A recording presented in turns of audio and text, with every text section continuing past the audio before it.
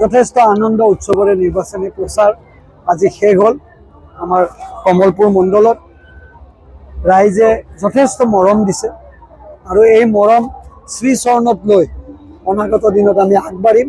এইবাৰ নিৰ্বাচন আনন্দ। মই এইবাৰ নিৰ্বাচনত আমি সকলোকে শুভেচ্ছা জনাইছোঁ। বিৰোধী আৰু যিসকল আছে ব্যক্তিগতভাৱে আপোনালোকে হাঁহি মুখেৰে আমাৰ লগত নিৰ্বাচন খেলক, আমিও হাঁহি মুখেৰে খেলিম।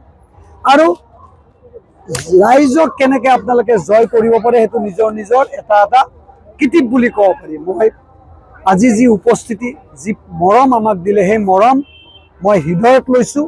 অনাগত দিনত মানুহৰ আমাৰ ওপৰত যি আশা, হিমন্ত বিশ্ব শৰ্মা ডাঙৰীয়াৰ ওপৰত যি আশা, সেই আশাই আজি প্ৰমাণ কৰিলে যে ইয়াত বিজেপি চৰকাৰ 100% হ'ব।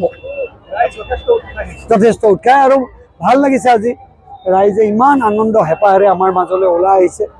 মই ভবা নাছিলোঁ এনেকুৱা ৰাইজৰ সঁহাৰি পাম। আপোনালোকৰ লগত 5টা বছৰ থাকিলোঁ, বিভিন্ন ঘাট প্ৰতিঘাতৰ মাজেৰে এইখিনি পাইছোঁ। ইয়াতকৈ ডাঙৰ আৰু মোক সম্পত্তি নালাগে, ইয়াতকৈ ডাঙৰ মোৰ ফিক্সড ডিপজিট নালাগে। এইখিনি মোৰ মৰম আৰু এইখিনিয়ে মোৰ হ'ল ফিক্সড ডিপজিট। আৰু এই ফিক্সড ডিপজিটত লগত লৈ 2026ত কমলপুৰত এখন মিত্ৰজোঁটৰ এজন বিধায়ক হ'ব। আজি আমাৰ মনটোৱে এনেকুৱা এটা দিশলৈ গতি কৰিছে। আপোনালোকৰ সহায় সহযোগ কামনা কৰিছে। এজন নিৰ্দলীয় প্ৰাৰ্থী আছে যি